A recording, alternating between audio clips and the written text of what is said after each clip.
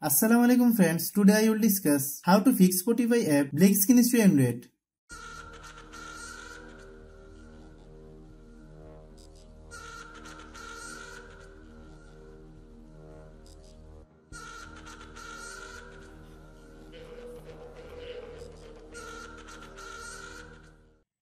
Click Settings.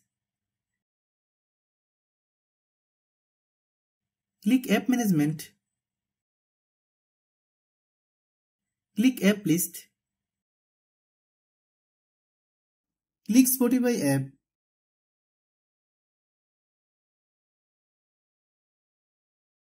Click Storage Use.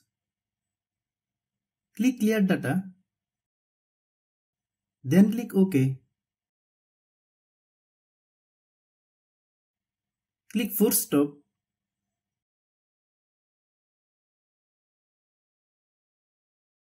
Then open Google Play Store. Then search Spotify app. Click Spotify app.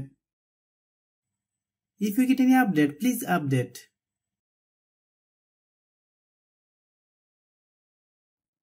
Thanks for watching.